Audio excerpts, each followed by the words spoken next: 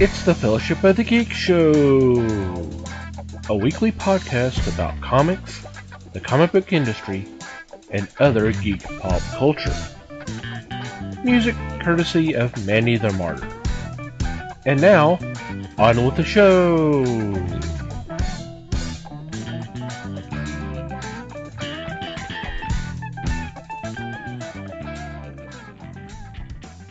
Hey everybody! It's the Fellowship of the Geeks podcast. My name is Thomas Chick, and joining me for this episode is Mike Marlowe. Hey gang!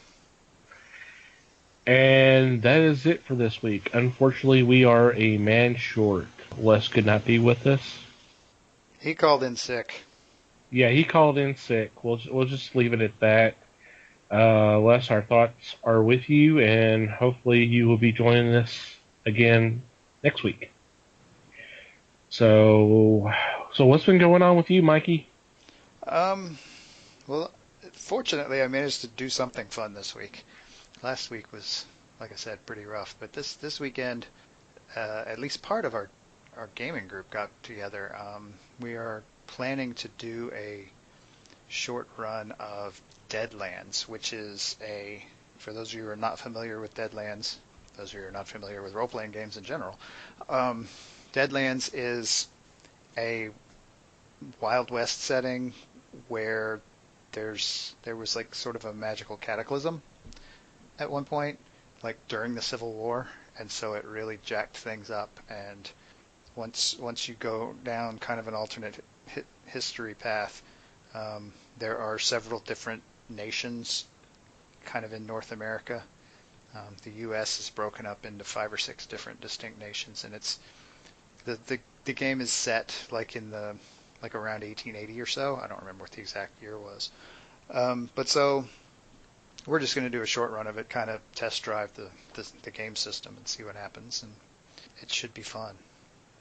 We'll get probably 3 game sessions in over the summer because our DM Bill is a school teacher, so he tends to be kind of busy during the year, and the rest of us are usually pretty busy as well, and so we don't get together and play as much as we'd like, but we do try to do something anyway. And so we kind of got burned out on D&D after like a 6-year campaign, and so we're sort of fooling around test driving other game systems, since I don't know if you've been paying attention or not, but there's a bit of a renaissance in role-playing game design these days, and so there's a lot more cool options out there now than there were, say, 20 years ago. So it should be fun. Very cool. I hadn't played role-playing games since I played with you. That's been at least 20 years. 15. Yeah, I was about to say 15. I'm pretty sure that was before I got married. And that was 18 years ago now. God, I'm old. My lovely bride's not old, but I'm old. Okay. I'll take your word for it. about the years of playing. Right, of course. She doesn't listen anyway, so it doesn't matter. Cool. For me, I didn't say this a couple weeks ago, but I am trying to learn a new game myself. Les was involved with me trying to learn. It's Dicemasters. That's from WizKids. The same company brings HeroClix that Les and I hadn't played in a long time, but we were learning how to play. But this seems like it's an interesting game. If you're not familiar with it, you have a set of dice and cards, and it kind of plays along the lines of, to a degree, like Magic the Gathering, where you have turns of setting up characters to fight other characters, and then there's a period of rest and all that kind of thing. I've only had a chance to play it once, but it was kind of interesting. It was my thing with it was there's so many options. There's almost a paralysis by analysis. Okay, well, I can do this, or I can do that, or I can do this. Or there's also, I can do, there's so many options that it's almost like, okay, well, what do I do? Well, there's pluses and minuses. but that kind of makes it fun, and obviously that makes it.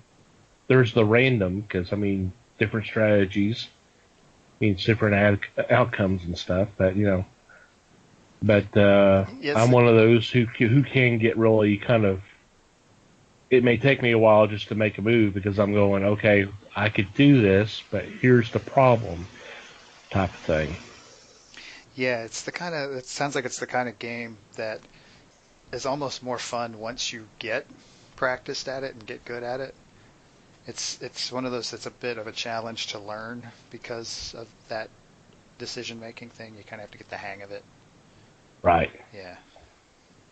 Yeah, I'm like I said, I'm trying to learn it. So, but it is fun. So, Right. It's one of those your patience will be rewarded down right. the road sort of games. So yeah, Yeah. cool. And it's relatively cheap game because that starter set's only anywhere between $15 to $20, and then the expansions is 99 cents. That gets you 2 cards and 2 dice. So that's not bad at all. Hmm. Yeah, you can pretty much So, spend what you want on that sucker. right, yeah, right. And it's kind of funny with our topic last week being MASH, and then with it being Memorial Day weekend, one of the networks was doing a 48-hour MASH marathon. There you go. So I watched a little bit of that. It was kind of fun going back and looking at it after some of the stuff that we had discussed on that episode and kind of seeing things a little bit differently that I didn't see before. Sorry if Uh, we ruined it for you. no, it wasn't ruined. But the whole thing I was talking about how Radar seemed a little differently in the TV show, and you and Les had mentioned that it was the possibility of Radar, Gary Berghoff being Radar character being melded with the Bud Cort character who was not on the TV show, Right. and he was the one that was kind of the wide-eyed innocent character in the movie, and it was like, okay, yeah, I can see that. I can see a couple other characters kind of being amalgamized from other characters from the movie because I mean, as we talked about before, Duke Forrest was in there, and then the chess cutter was in the first 2 or 3 episodes of the series. He was a black person. I can't remember the character's name, but all of a sudden he disappears after that. But just some of the other characters that like the dentist that was played by John Shuck in the Yeah. movie. Ugly You don't John. see that, huh? Yeah. Ugly John, the dentist. Ugly John. You know, it was just kind of interesting, kind of going back and seeing all that. But it was fun. Yep. So Sometime I need to go back and watch the movie again. It's just been a it's while. it's been a while. I can remember. It's funny. You look at that, and the film was 70, Yeah. and you look at the cat. That's a pretty impressive cast. It is, and some of them were like really at the beginning of their career, too. Right. I mean, Elliot Gould and Donald Sutherland had been around for a bit, but Yeah. Renee, I can always never pronounce his name.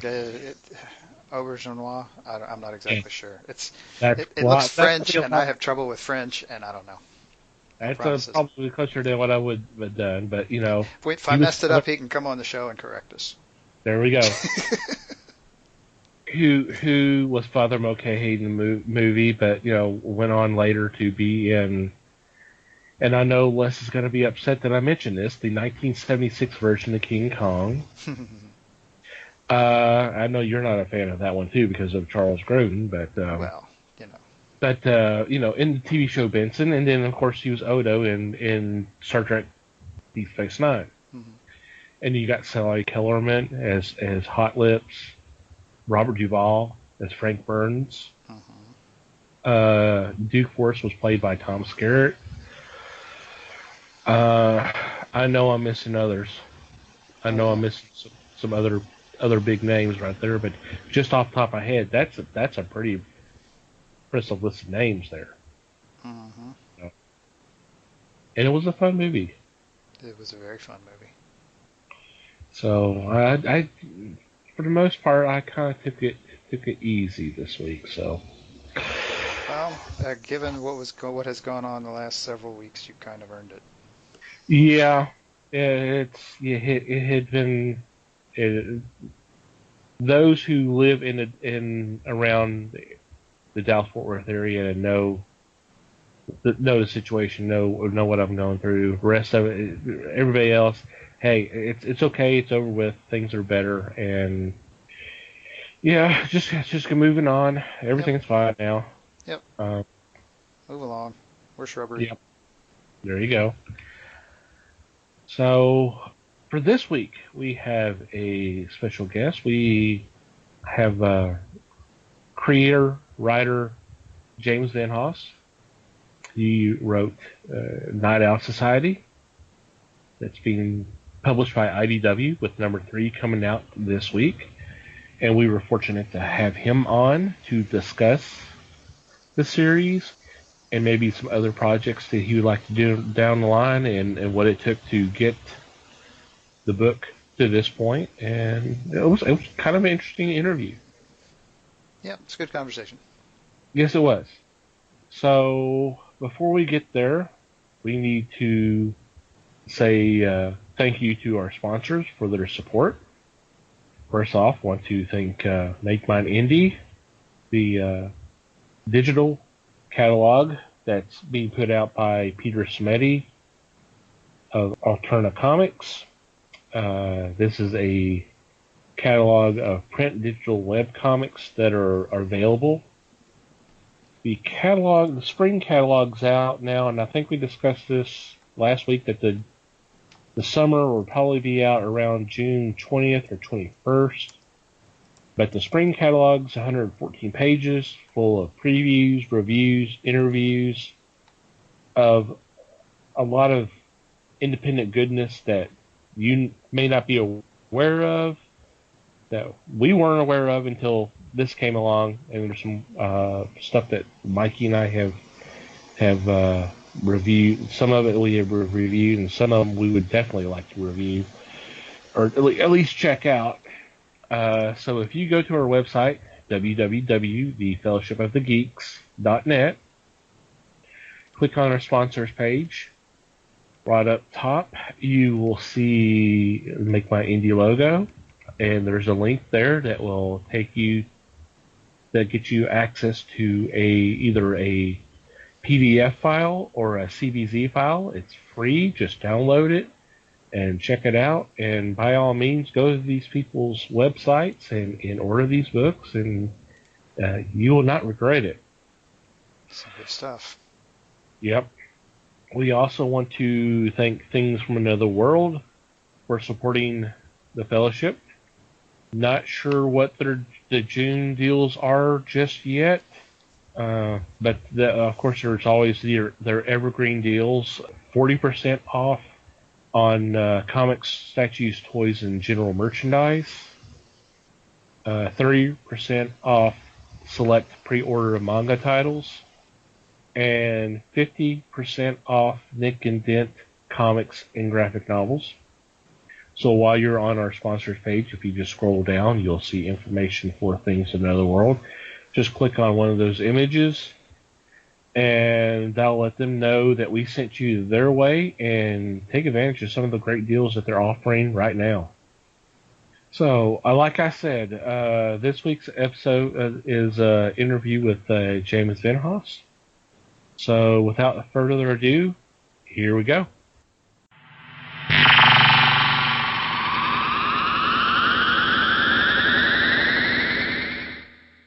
We are here with James Venhaus, writer, creator of Night Owl Society, a miniseries that is being put out by IDW, and number 3 is coming to your stores this week. Thank you for being with us. Thanks for having me. So, congratulations on getting the miniseries out. Thank you. When you started the Kickstarter months ago, year ago, or what was it, a couple years now? Yeah, 2014. Okay. Did you think that this day would come, or you were hoping, I know, but did you think that, yes, this is going to happen, I'll get it all out?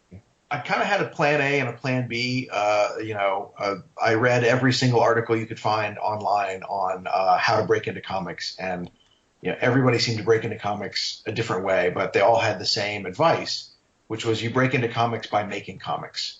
Especially as a writer and not an artist, you don't pitch an idea, you don't pitch a script. Everybody has a cool idea for a comic book. You have to prove to publishers that you can make a comic, and the way you prove to them that you can make a comic is to go out and make a comic. So I looked at Kickstarter as a model to get a comic out there, to raise money to pay an artist, to raise money to get a printer and physically make books and sell them in comic stores. And I thought it could go one of two ways. This would be a great calling card to go to the publishers with, or I could kickstart each issue and just keep putting them out as often as I could kickstart, which was the plan. After issue number 1, I started a Kickstarter for issue 2, but then IDW came calling and said they'd like to pick it up. So here's where we are. That's a great excuse for changing the plan, I have to say. Yeah, it was a wonderful excuse. Yeah, and very few first-time creators with a first-time artist working on a creator-owned series of a concept that no one's heard of go straight to a publisher like IDW. There's usually paying your dues, like in any other kind of creative field where you're doing a lot of indie stuff, a lot of anthologies, a lot of self-published stuff. I went from never having written a comic to IDW the first time, which apparently never happens. So I feel very fortunate. Was there a possibility of it becoming a webcomic and go that route? I think of webcomics as more of comic strips or in shorter bursts. I know one model that I looked at was 8 pages every week or 8 pages every 2 weeks. So, that you could sort of have, when you decide to put them together, they might make a quote unquote regular comic. But 8 pages a week seemed like a lot. And I'm old school. I grew up with comics in the 70s and 80s, and I really, if I was going to produce a comic, I really wanted to have it in print. Yeah, I understand that. I know, and I think Mikey would agree with me. I know there's been some that were web comics that do like maybe 2 a week, and then eventually they got picked up by someone else, and it came and became a print form. But I didn't know if that was something that had even crossed your mind, or if you were going strictly print.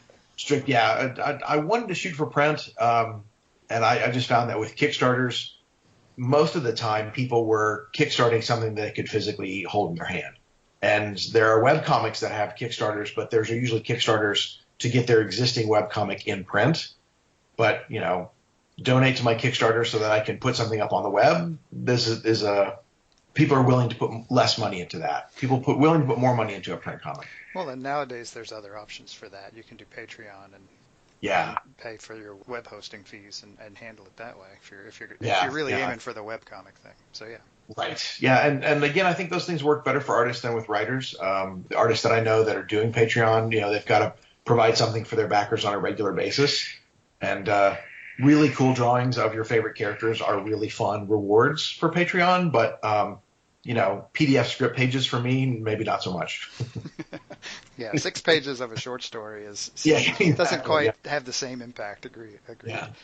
And the whole entrepreneurial spirit of comics is so different for writers than with artists. I've been going to several Comic Cons, and I sit in Artist Alley, and I'm putting that in air quotes because I'm a writer, with people who are selling their indie comics and I'm selling mine, and we're selling around the same. But if you want something extra from me, I can't do anything for you. If you want something extra from the artist, he can do a sketch, he can draw on a sketch cover, he can do a commission. I'm sitting next to people who are having the same number of customers who are bringing in, 10 times the money that I'm bringing in. So it's hard to do conventions as a writer. You could write a quick haiku off the top of your head in there, but it doesn't, again, not the same impact.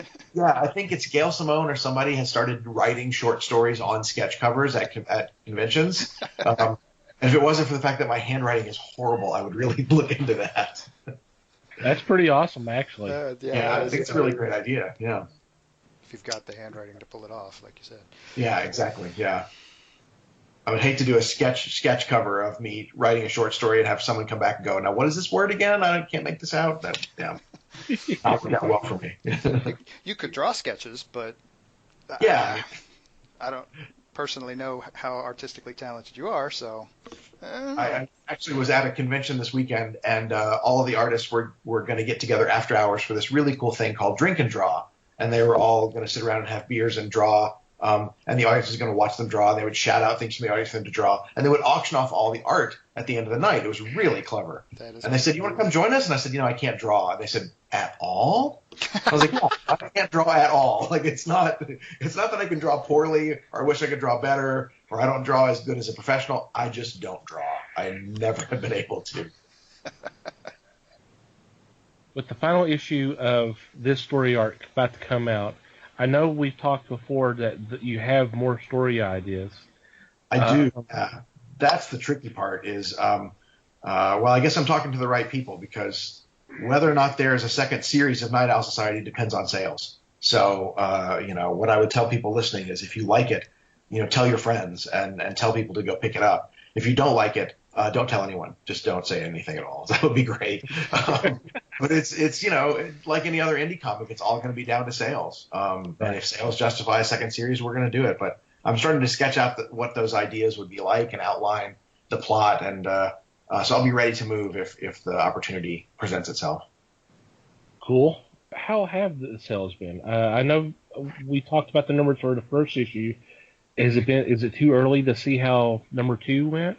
It's a little early for that now. And number ones typically have a pretty big bump because there are those people who buy number ones of everything. And number 2, there's an anticipated drop off, and the real story will be told in how big of a drop off there is from issue 1 to issue 2, and also what drop off there was between 2 and 3. Because everybody who's reading issues 1 and 2, those are readers, not necessarily collectors.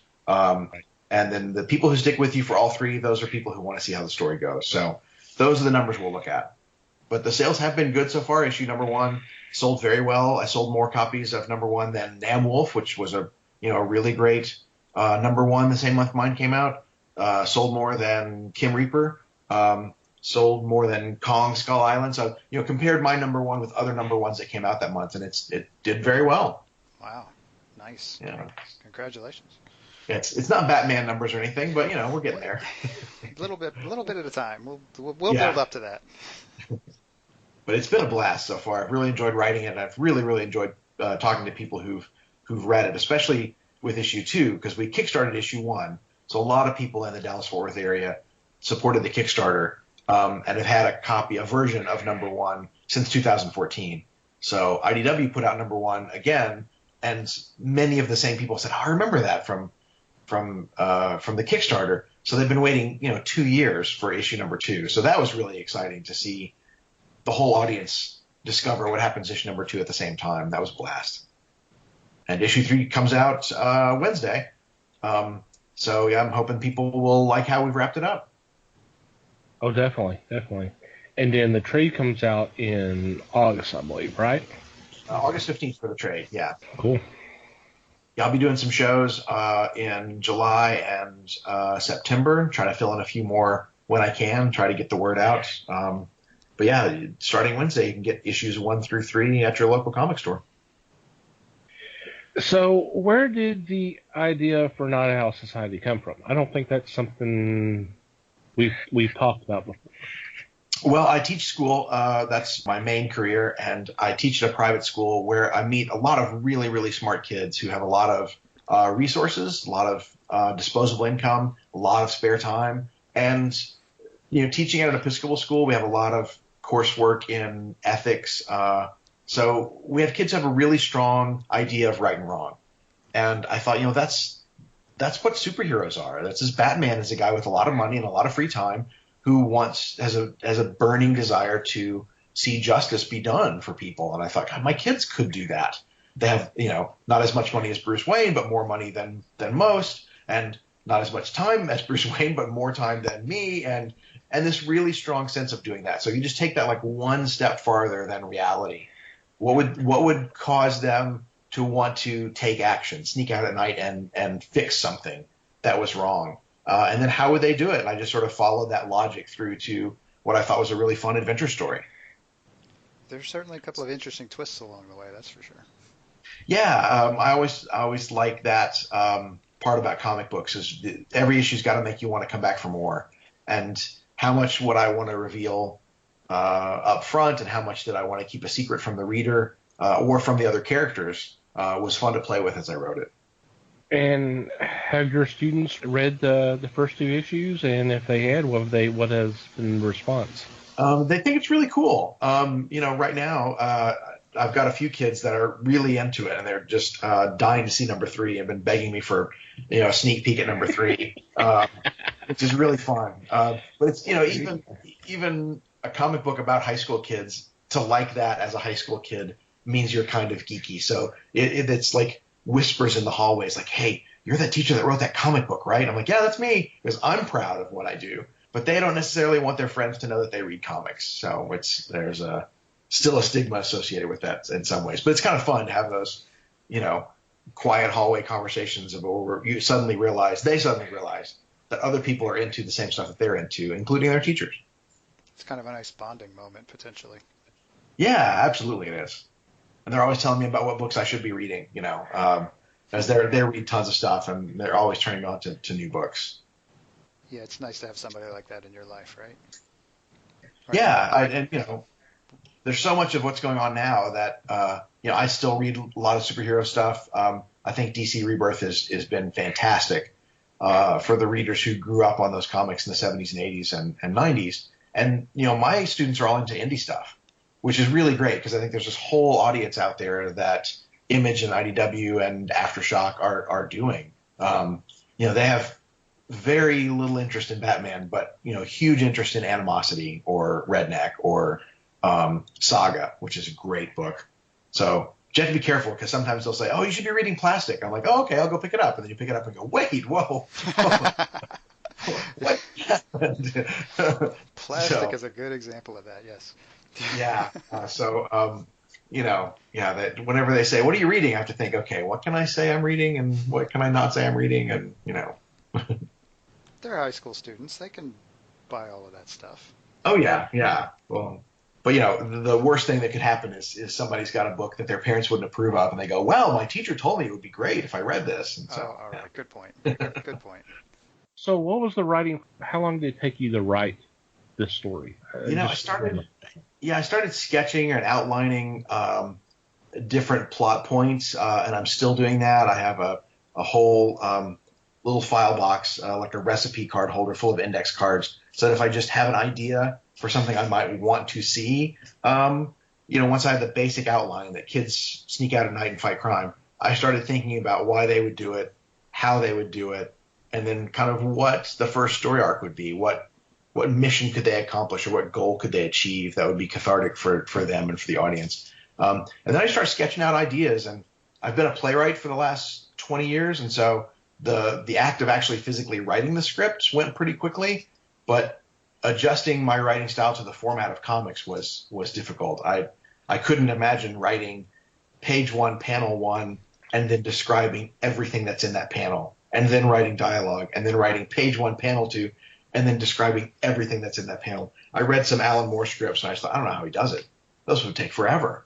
But as a playwright, it's a very collaborative art form. So I write dialogue and I write stage directions, and then I expect the actors and the director and the set designers to add their artistic vision to it. So my scripts read like movie scripts or play scripts, and I expect the artist to be the director and the actors and the director of photography. So I would say this scene probably takes 2 or 3 pages, and I would write the dialogue and the action. This scene should take a page or 2, and let him contribute his ideas. And I tried to just control the dialogue and the pace, and the look was all up to the artist. And you mentioned that he was a first-time artist as well, or first-time published. First-time comic, artist. Yeah, he'd done some concept art and a lot of commercial art, and this was his first comic book. So we learned that together. And he's from Lithuania. At the time, he was living in London, but he's moved back home to Lithuania now. And English is not his first language, although his English is very good. So I would have to – we did everything via email. We've still never met.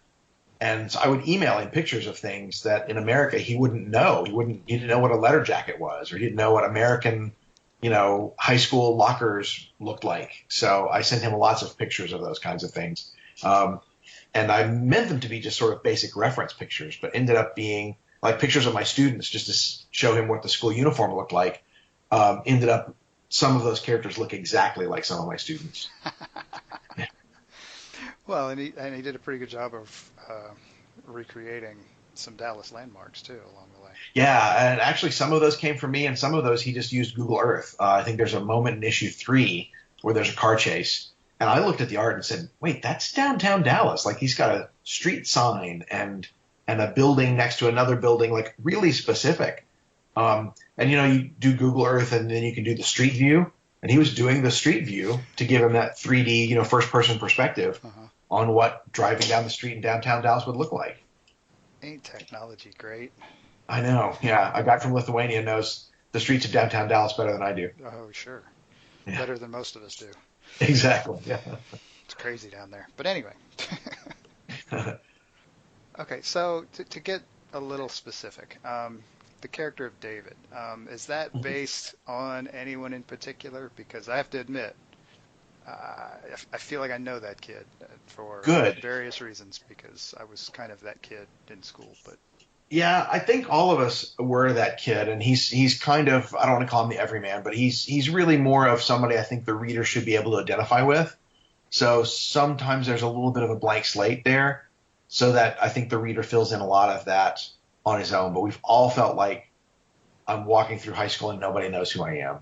Even popular kids still feel that way sometimes, because that's just part of being a teenager, and part of that, what can be an overwhelming insecurity sometimes, that I think all of us felt to some degree. And when you can't do it on your own, you're not the most athletic, you're not the smartest, you're not the person to do this, and you realize you need help. And that's where I think he elevates himself to hero in step 1, is not that he just wants to fix, a problem or right or wrong. He becomes a hero when he asks for help and says, "I can't do this on my own." Because that's the leap that a lot of kids don't make. But I'm thrilled to hear you identify with the character, because I think everybody, if it's written well, everyone should identify with the main protagonist in some level. Right, and also to an extent, I wonder, or for me, he kind of steps into that hero role also by taking charge. Not only does he seek help, he also doesn't have any problem. He just steps into that leadership role. He's like, "Okay, this is what needs to be done. I need you to do this. I need you to do this. I need you to do this." And he clearly has a plan.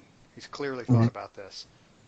And as the series goes on, you see him and the team get better at it. And in fact, there's a scene in issue 3 where, and I won't spoil the book for you, but I'll spoil the opening page, where he's rappelling in the skylight of the warehouse that he did in issue 1. In issue 1, he had, no equipment, and he fell, and he almost got caught, and he got shot at. It was just a disaster. And by issue 3, he's got the right equipment. He's learned how to do it. He's sneaking in and out of places and no one even knows he's there. So yeah, he gets better and better at it. And I think, his confidence increases, which is what you want all of your protagonists to do, to grow and to be better at it. I've got a soft spot for AJ. I can see myself as AJ. AJ's fun to write. AJ is a really fun guy. Is based a little bit on my brother-in-law, Alan, who's a football player, and played for Texas A&M and played in the NFL for a little while. I mean, like a big guy, 6'7" and 310 pounds, like a big guy. Oh, wow. But the sweetest, nicest guy, just wouldn't hurt anybody. And so, all of these people have their stereotype, and then they have their real personality underneath the stereotype. And Alan was a great role model for that. Because, if he's got a frown on his face and he looks serious, you don't mess with him. But he's just, he's just a big softie. He's just a big, nice guy. And I thought, you could really get away with a lot by just being big and then just sort of, putting on that face. And I thought, superheroes have these masks and these secret identities, but everybody in high school has more than one identity. The one that you show everybody else and the one who you really are. And AJ was fun to write because of that. Why don't we get code names? I want a code name. Yeah. I can't remember if he gets it in issue 2 or issue 3, so I don't want to say it if it's not. I think it was issue 2. I think it was the end of issue 2. Well, I remember they talked about it because he was also wanting He was also wanting a mask, and he got one just because it was a gas mask. Yeah, yeah. Because he had to wear the gas mask. Well, yeah, is it an issue too where they're all signing off and they ask him to sign off HA and he won't respond until they use his code name, Honey Badger, and then he'll Honey respond. Badger. Yeah. That's right, Honey Badger. That's Honey right. Badger. Yep. That's great. So clearly, we enjoyed the humorous aspects of this as well as the serious crime fighting stuff. I hope so. I think some of my favorite movies. Well, I just today saw Guardians of the Galaxy 2, and I thought, that's the best superhero movie use of humor, I think, so far. Certainly in the Marvel universe of movies, is this idea that they're friends and they're sort of fumbling and stumbling through this, but you build relationships, especially in high school. You build relationships with joking with people and laughing, and yeah, I really wanted there to be humor, even when there was serious stuff going on. Well, then it does tend to make the relationships feel a little more real, because that's what, I mean, when people are hanging out with their friends, they're having fun one way or another. And Yeah. and that humor really brings that out. Mm-hmm. And I think, I don't want to trash comic book companies, but I think when Frank Miller decided that Batman could be dark, and then everybody decided everybody could be dark for 20 years, Yeah, kind of. Okay, get it. Superheroes can be dark. But part of what Rebirth has done for DC is bring some of the fun back. And I remember, reading X-Men or Teen Titans and in the '80s and thinking these people, it's fun to read because you wanted to be a member of that group and you wanted those people to be your friends and you wanted, it was fun. So yeah, when they're sullen and angry all the time, it just gets old real fast, in my opinion. Hear, hear. Exactly. Batman, I think, is the only character who can get away with scowling. But my favorite book right now is Detective, because other people are around him and other people have different personalities, and we see how that works with him. Right. It's interesting to see how he reflects on them and how they reflect on him. Yeah. Totally. Yeah, I think it's hard for some readers who've only read Batman since, say, the Dark Knight Returns, Mm-hmm. to read the older material and find out, he wasn't always this way, that he was a little bit more lighthearted. Hey, he and Superman were best friends. Right. Right. And now they're just kind of close associates, but I wouldn't think they would. I mean, they may call each other friends, but it's still not the same. Mm-hmm. Ever since then. But it's kind of a different world. But I think some of that is due to today's environment as well. But right. You're older, and so you can take on some more serious. Everything can have a little bit more gravity to it. But yeah, I don't think, as obsessed as I might be in wanting to fight crime, I wouldn't put on a costume and swing between the rooftops if it wasn't fun for me to do that. Right. And so when you see your characters are having fun in these serious situations, then the reader has fun. What is the most surprising thing that you've learned through this process of getting Night Owl Society published? I think the entrepreneurial nature of comics nowadays, especially in indie comics, I mean, they're called indie for a reason. But the relationship I have with IDW and that they have with all their creators on creator-owned series is like Image Comics. It's really not work for hire. It's creator-owned, and so I create the material and they agree to publish it. And it's a very, I don't work for them, and consequently they don't work for me. So the most surprising thing was, all of the publicity is publicity that I did. All of the, comic shows are things that I booked. All the interviews are things that I booked. All the store signings are things that I did by calling stores and saying, can I come down to your store and sign some books for your customers? I put preview copies in people's hands, and they did some stuff with some of the major websites or, things like that. But I was calling their PR director to tell them the publicity I was doing, rather than the other way around. And that was a surprise. And I would love for IDW to do more of that, but my understanding is they do more for their creators than Image does. Image is very much, we'll run the printing press for you and put it in Diamond, but you're doing everything else. And, part of me would love to get hired to write a book, hire me to write Batman, pay me a page rate and let me do it. But there's a tremendous amount of satisfaction to know that what sales we do have is the result of the hard work of the creators involved. That not only do I technically own the intellectual property, but I sort of own this whole process. So it's tremendously satisfying, but it's a lot of work. That was probably the biggest surprise. Yeah.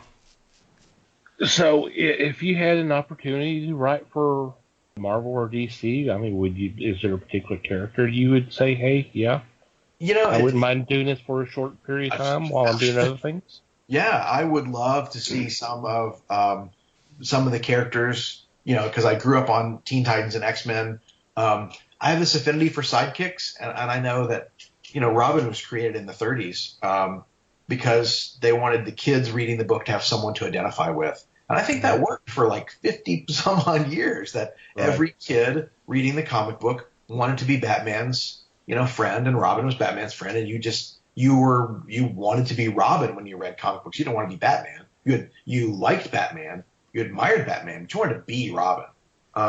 So I'd love to write Nightwing. I would love to write a Tim Drake, book. I would love to write any of that stuff. I'd love to write a Kitty Pryde book. Because I think some of the young heroes in Marvel and DC universes are the most fun to write. Mm-hmm. I don't know what I'd do with Superman. I got to be honest with you. Anybody who writes a good Superman book, my hat goes off to them, because what else do you do with that character that hasn't already been done? Yeah, seriously. I mean, I'm almost that way with Batman as well.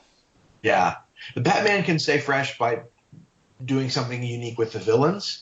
But Batman is pretty much going to do what Batman does, and we love seeing that so much that we'll watch him do it over and over again.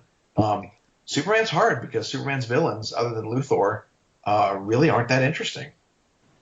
So you've got to make him interesting, and we're coming up on 80 years, and that's hard to do. Yeah, I mean, that wasn't easy to do from the beginning, but it's certainly not getting any easier now.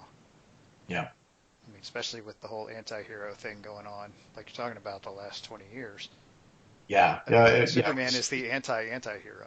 He is, and that's when he's most successful. Like being the Boy Scout becomes a form of rebellion because everyone else is breaking all the rules. And he's breaking the rules by following the rules, if that makes any sense. Like, he's going to go, I'm going to do this right.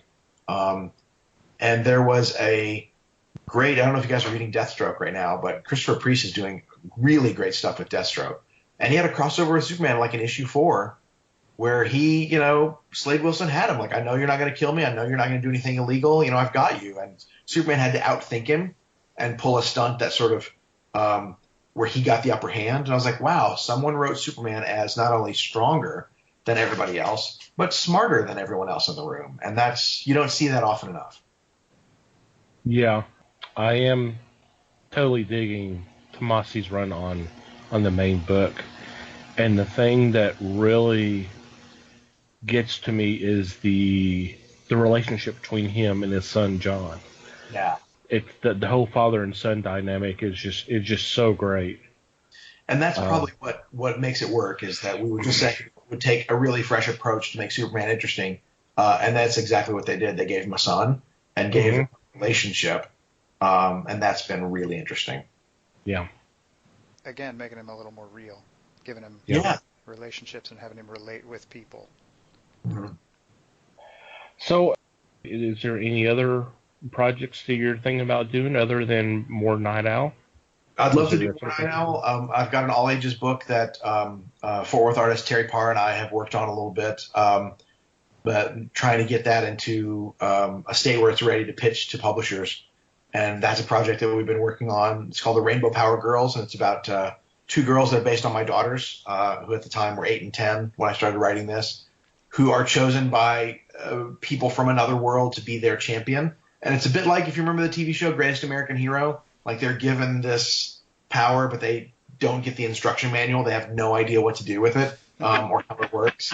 So they've got to fumble and stumble their way through, how do I fly, and how do I use the magic bracelets, and how do I do stuff. But I really wanted an all ages book that early readers or kids 8 to 10 could identify with. Like, help your superhero is you're going to save the cat out of the tree. You're going to, you're going to stop the bank robber. You're going to, help the guy whose boat is overturned in the creek. Like, you're going to do these little miniature heroic things and try to make it home by dinner and not, and finish your homework. Like, all the kind of stuff that you wrapped up in being a kid, so it's still identifiable. So much of what comics are these huge, giant, amazing stories. But if you're 6 or 8 or 10 years old, like, you've got to have somebody that you can identify with. So that's my next project, hopefully.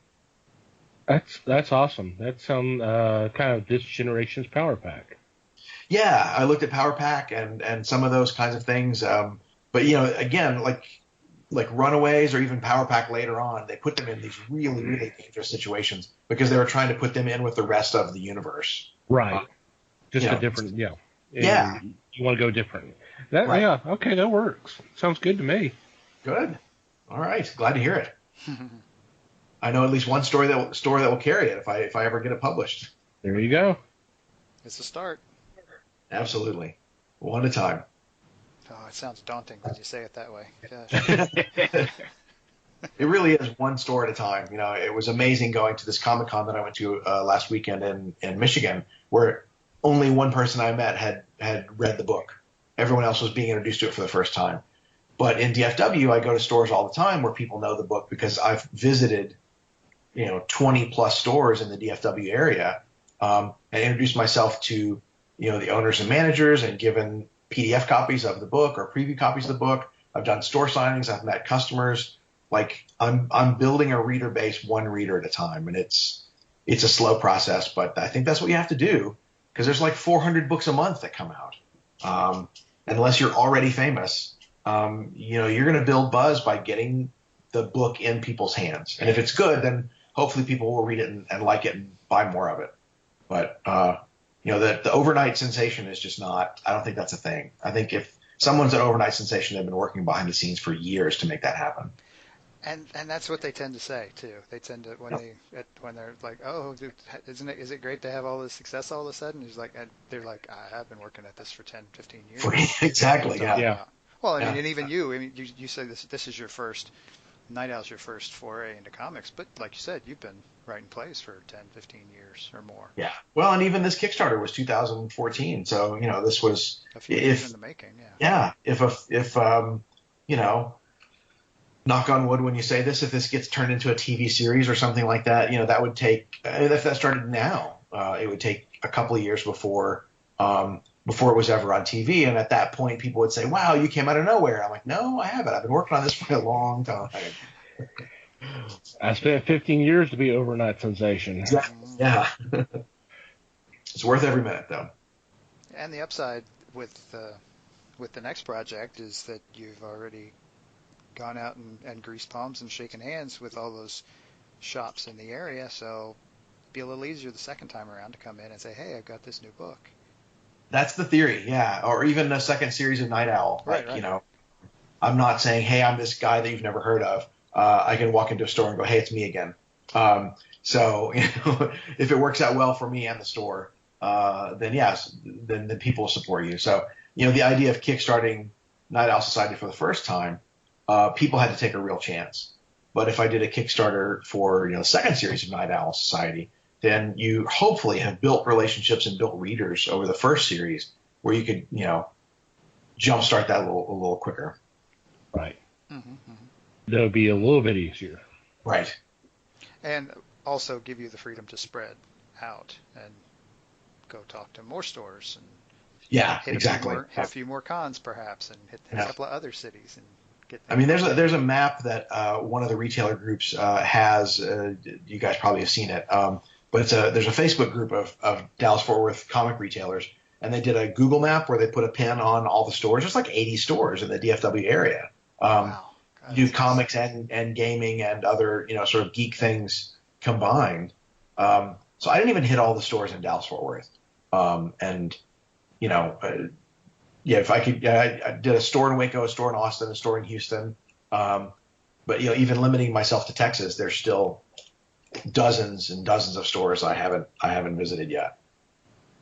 Not to mention the rest of the country, where who knows? Yeah. Right.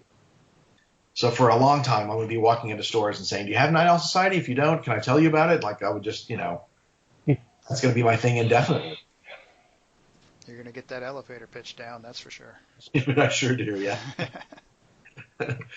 I sat next to an artist at the convention this weekend, and I when someone walks up and says, "What's the Night Owl Society about?" I give them a real quick pitch. I tell them it's about these 5 high school kids who decide to take down the local mob boss by sneaking out at night and fighting crime. It's like the Breakfast Club meets the Sopranos, and it usually gets a chuckle, and usually people pick up the book and flip through it. And I just leaned over the artist next to me and said, "I apologize in advance for the next 3 days. You're going to hear that 100 times." And he was cool because he understood that's what it takes to sell a book. I was sitting next to Ryan Brown, who draws a comic called Curse Words for Image. Do you guys read Curse Words? Oh, yeah. Oh, yeah. Yeah. So, people walked up to his table and go, "Oh, Curse Words, I love that book. Will you draw something for me?" And people walked up to my booth and went, "Who are you? What's the Night Owl Society?" So if they stopped at all, usually it was me stopping them to say, "Hey, would you like to hear about a new book?" So, it's a whole different thing when you're introducing your work to new people. Right, and if it makes you feel any better, the Curse Words is not Ryan Brown's first book either. So No, and that was, yeah, he told me because the print run for Night Owl Society 1 was about 5,000, and we sold out of the first, or came very close to selling out of the first issue print run, which is huge. And he was telling someone that Curse Words #1 sold out 4 days before it went on sale. And I said, "What was your print run?" He said, "Oh, 21,000. I was like, "Oh, well, there's," but it's Image and it's known creators. Both of those creators had done something before. So, yeah, totally. Right. Yeah, Charles Soule's been around a little while. Yeah. So, and maybe that's what would happen with the next series is that, I'd have a little bit more of a reputation after I do a few more of these. Well, gosh, we certainly hope so. Yep, exactly. Yeah. So do you have any questions for us?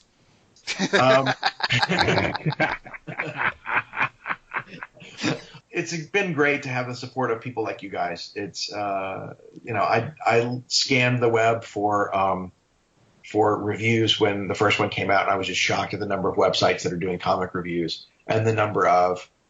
It took me a couple of weeks to realize, I should probably check YouTube. And then there's dozens of people reviewing comics on YouTube. And then there's dozens of podcasts that I had no idea existed. And I think the state of comics journalism is very strong. I think because people like comics, they like to talk about them or write about them. I mean, that's how – and it's the stores. It's people in stores going, "Hey, you should check this out." Or they want to write a blog and say, "Hey, here's something I really like." That's the only way that a book can get a new audience. So, my only thing for you guys is thanks for what you do, and thanks for literally keeping comics alive. Because if it wasn't for retailers, podcasters, and web journalists, I don't think there would be a comics industry right now. Yeah, and it's kind of interesting because there are hundreds and possibly thousands of people like us reviewing comics, and the vast majority of us are doing it simply because we love comics. Yeah. And so we're talking about the stuff we love to read and trying to share that with people, And your readers know that. They know that you're not in it, you're not making any money, and you're not making, you're not working for a publisher or a corporation. You have absolutely zero reasons to lie to them or push something that's not good. So they come to websites like yours because they know they're going to get an idea of what you really honestly like. And if that were true in movie journalism and regular, news journalism, then we'd be in much better shape than we are now.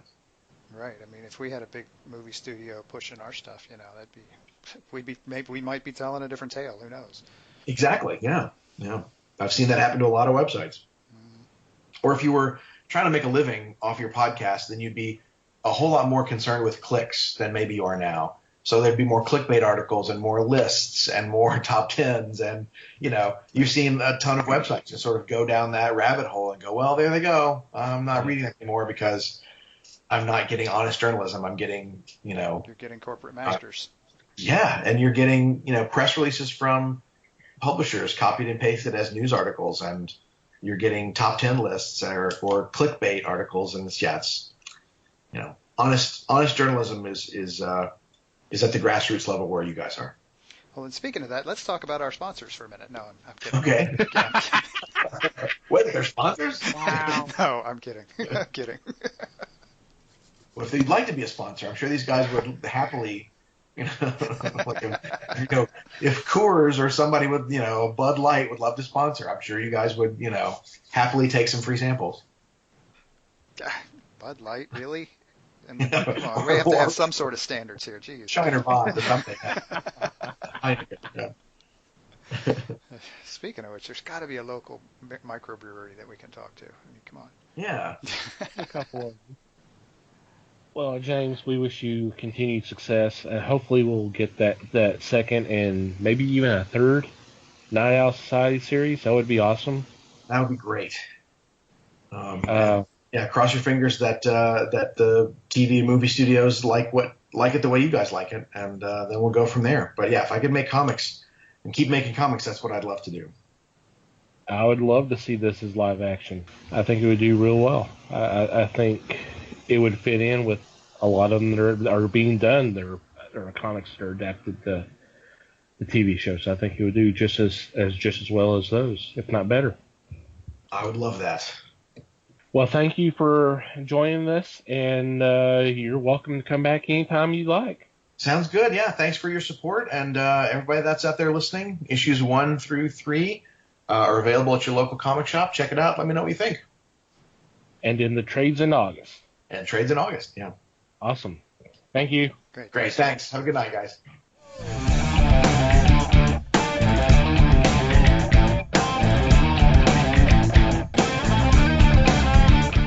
And we're back. Thanks again to James Venhaus for joining us. I think that I had fun with that interview. It was very interesting learning some of what he had to go through and what he has learned. And it's an interesting contrast. We go from talking to Cullen Bunn, who is writing every comic book in the world and has been doing it for years, to someone who's just getting started. I mean, and who's written before but is just breaking into the comics. It's an interesting, different perspective. Yeah, I agree. So we thank him again for joining us, and he's more than welcome to come on again whenever he would like. Agreed. So it is picks time, our weekly picks, and obviously things are going to be a little bit different without Mr. Webster joining us. But first off, we're going to have a group pick on the special occasion, and the group pick will be obviously Night Owl Society number 3. Obviously, we have been enjoying this book, and we got to know how this story ends. If you've seen the cover, it looks like it doesn't end very well for one person, but that could be just a... That could be a tease. It's just it could be just slight deception to draw the reader in. Yep. Obviously, Night Owl Society number 3 is by IDW Publishing, and written by James Venhaus, and art and cover by Pius Bach. So that is obviously that's our group pick. Because I believe all 3 of us are reading it. Yes, we are all reading it. So my first solo pick, is from Boom Studios. It is Unsound number 1, written by our friend Cullen Bunn, with art and cover by Jack Cole. And it's a story about a nurse whose first day at a psychiatric hospital. And obviously this is not... come on, it's Cullen Bunn, and we're at a psychiatric hospital. It's a horror book. What else can you say? I think there's a real good chance of that, yes. So obviously I'm interested, and I'm sure it's going to be I don't want to say fun ride, because it probably won't be fun, especially for the characters, but it would be an interesting adventure. We'll say that. How It'll be about that? fun in its own way. And hell yeah, It would I'm in be, on this. yeah. So, alrighty, Mikey. All right, my first pick is the end of an arc. It is an image book. It is entitled Reborn. This is issue number 6. If you have not been following this book, what's wrong with you? Because it is with Mark Miller and Greg Capullo, and it has been a very interesting story. The story began with Bonnie, with a character named Bonnie, who was an elderly lady who passed away and then woke up as a young woman on this new world, and has been in the process of meeting people that she knew and loved in her old life and seeing how they've changed and been different, and she is apparently some sort of chosen one. So now we're at issue 6, and we're about to find out what the deal really is, of course, and I am excited to see how that's going to work out. It is, if nothing else, a beautifully drawn book. Greg Capullo has a lot to be proud of in this book. Yes, I do love his art. This has been an intriguing book. We'll say that. Yeah, it's a very interesting twist, for sure. It's a very different. I mean, you see this kind of stuff in fantasy, kind of, sort of. I mean, I don't want to say you see it all the time, but if you're well read in fantasy, it's familiar. It's at least somewhat familiar, and there's some, but with some really cool twists involved that make it really interesting. I was about to say that I think this book has caught some people off guard, which is a good thing to say. Right. Yeah, in a good way. There's a danger when it's all too familiar, when it's the same retread stories, and there's nothing there to make it interesting. You can lose readers real quick, and obviously this is not the case. Right. So, yep. My second pick is from Marvel Comics. It is Darth Vader #1. He is getting a brand new ongoing series. This one's being written by Charles Soule, which is funny because we just mentioned him in the interview earlier. Mm-hmm. With art by Gillespie Communicoli, and I know I butchered that, and I'm so sorry. But I've been calling this Darth Vader Year One. This is supposed to be chronicling Anakin after getting the armor for the first time and basically building the mystique and the legend and the horror stories they're all associated with Darth Vader. I don't think this has really been done. Certainly not in comic book form.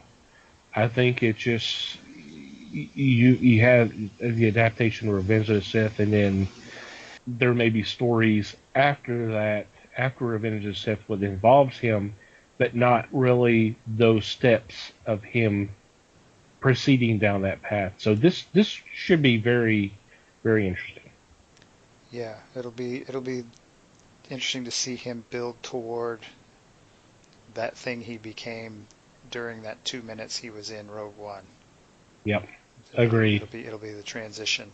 That'll be fun. Yep, I agree. Mikey? Okay, my second pick is a Dynamite book, and this is I don't talk about first issues a lot, but I'm going to this time because this just looks like fun to me. The book is Gwar, Orgasmageddon, #1. This is written by Matt Miner and the band Gwar, working together, and this is a story of, I mean, if you're familiar with I'm not even sure how to describe Gwar. Actually, the phrase that's quoted here, let's see. Punk rock and heavy metal's most shocking and blasphemous band of intergalactic blood-spewing alien monsters. Okay.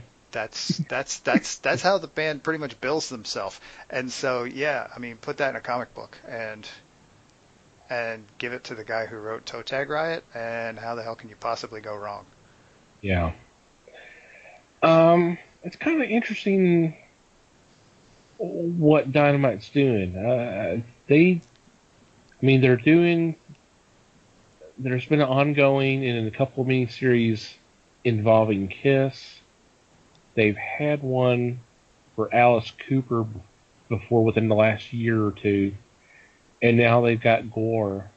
It's an interesting way to go in terms of It's properties. yeah, it's a very interesting path that they're doing. I'm not saying anything negative. It's just it's different, and It is. we were just talking with Reborn doing something different, and this is something different. So kudos for them for doing it. Mm-hmm. Yeah, and the ones that I've seen have been a lot of fun. I did read that Alice Cooper one, and that was, it wasn't just Alice Cooper. It was Alice Cooper and oh hell, that whole Evil Ernie group with the what's her name? Drawing a blank on the name of the main character in that. Oh yeah, Chastity. Yeah, right. Yeah, that group. I forget that came from a different publisher from years back, and I can't remember the name of it off the top of my head. But yeah, it was based around that. It was part of the whole Lady Death stuff. Yeah, it spun out of the Lady Death stuff. That all came together, and then they split. Yeah, it's the rest of them, and that actually was kind of fun. Those characters are fun too, and I haven't read. There's actually a new Kiss one coming out. I think teaming them up with Vampirella. It's something to do with Vampirella. Yes. So, yeah, there's a crossover with Vampirella. Yep. Which may also be interesting, but that wasn't my pick this week. But anyway, but yeah, so they're doing a lot of cool and fun and weird stuff with that sort of vein, which has been really interesting to see. Yeah, I agree. One of the several ways Dynamite is doing cool stuff lately. Well, just like Greatest Adventure, taking all the Edgar Rice Burroughs characters and putting them together, that hadn't really been done before. So, and then some of the other crossovers they've been doing kind of makes sense. Yeah, so. they've got a bunch of pulp heroes that they're playing with. They've got James Bond that they're playing with, and they've got all these metal groups that they're playing with. There's a lot of fun stuff happening. Yeah. Those Dynamite folks are busy. Mm-hmm. We both have honorable mentions. Mine comes from Archie Comics.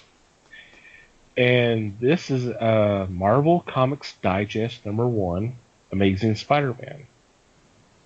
And they've picked up the rights to start doing little digests, reprinting classic Marvel comics. And I think this is a very cool idea. And then this one obviously is geared towards Spider-Man. Stories that are involving Stan Lee and Lynn Wein as writers, Steve Ditko and Ross Andrew as artists. We don't normally mention page numbers and dollar signs here, but you're talking, granted it's digest, but you're talking $6.99 for over 200 pages of content. That's a deal. Archie, man, they do them digests. And I think this might be a really cool way to use that. I think so too. I know there's been some stores that have mentioned or lament the fact that the big two don't really do a lot of all ages stuff. I mean, DC does the Scooby-Doo and a couple of Looney Tunes, that kind of stuff, but there's not a lot based off their own properties, and Marvel doesn't do it at all. So the fact that Archie's doing this, basically doing a little bit affordable. Of course, these are stories that are a little older, but that's fine. To make it a little bit more accessible to younger readers. I think that's a heck of an idea. Mm-hmm. Agreed.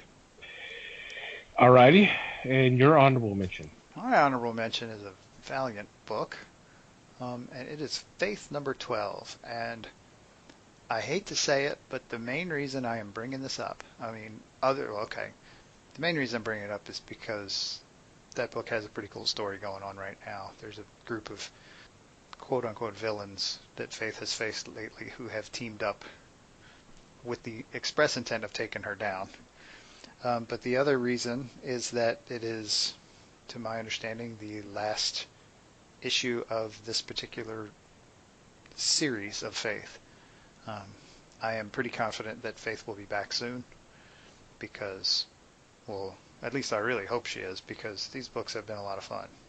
Faith is an interesting character in, she is a, I don't want to get too cliched with this, but she is an eternal optimist in the just parked right dead center in the middle of Valiant's kind of dark and gloomy world at times.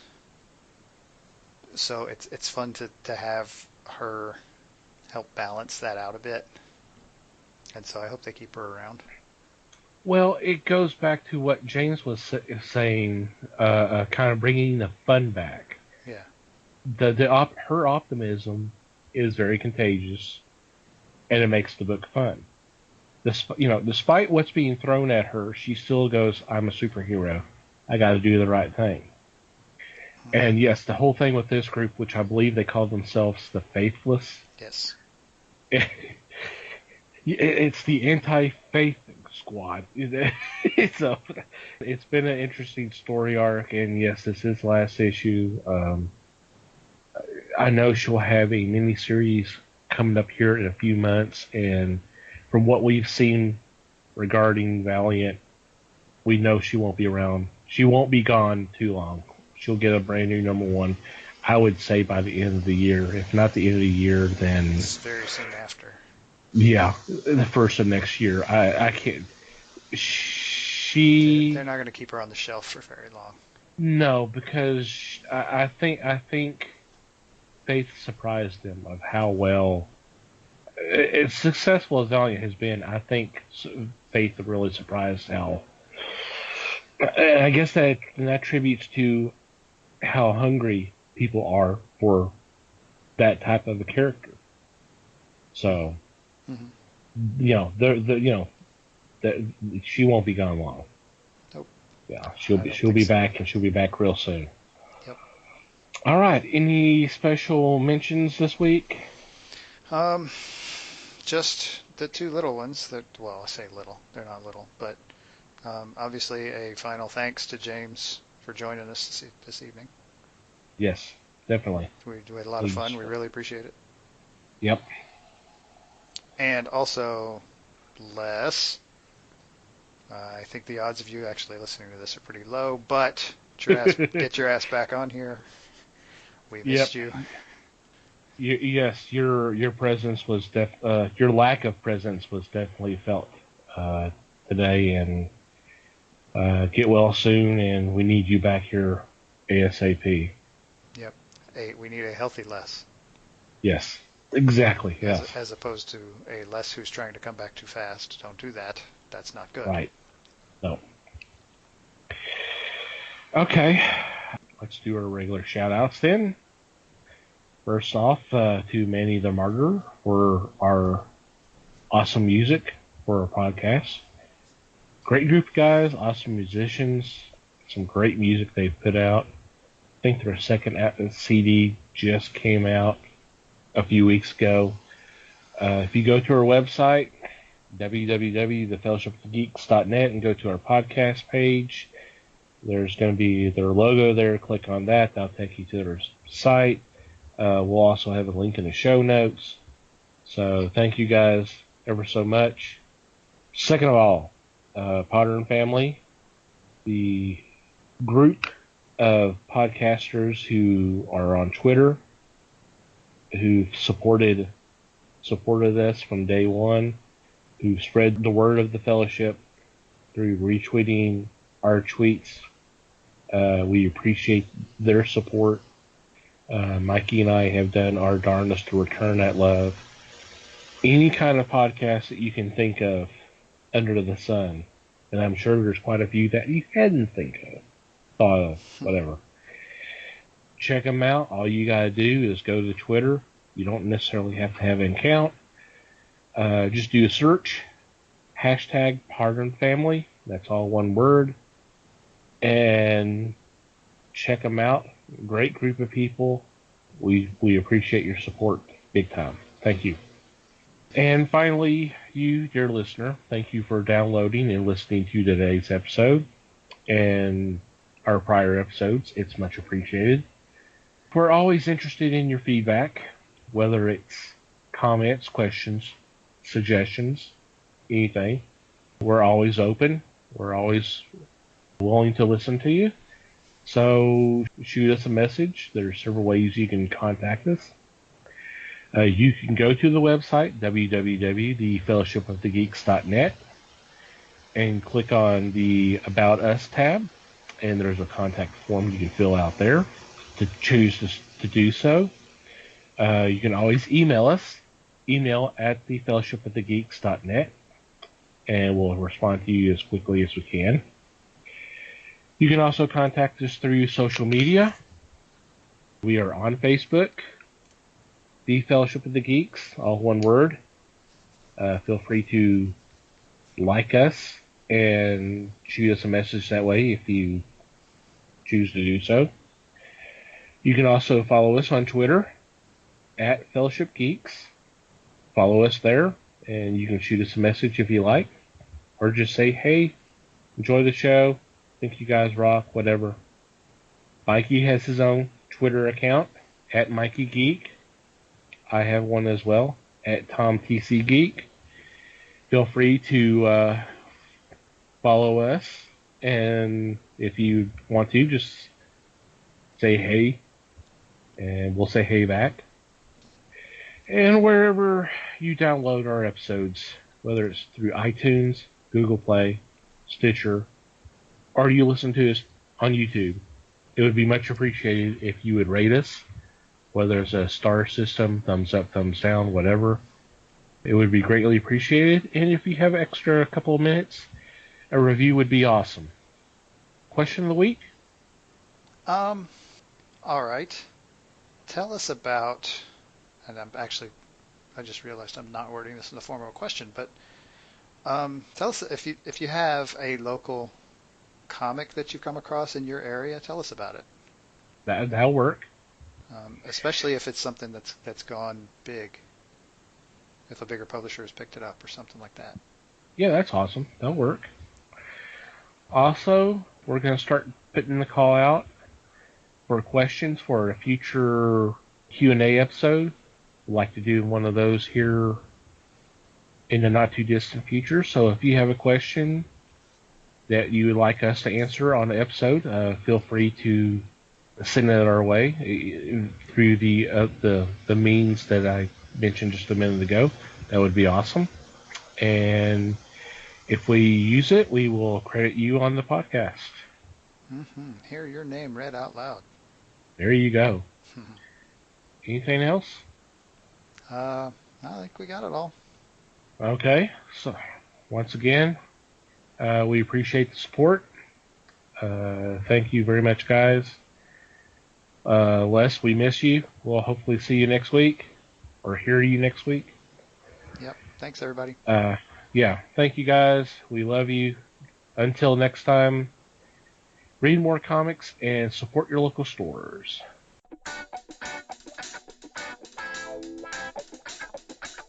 We thank you for listening to the show. Comments, suggestions, and questions can be sent to email at thefellowshipofthegeeks.net. You can follow us on Facebook at The Fellowship of the Geeks and on Twitter at Fellowship Geeks. Until next time,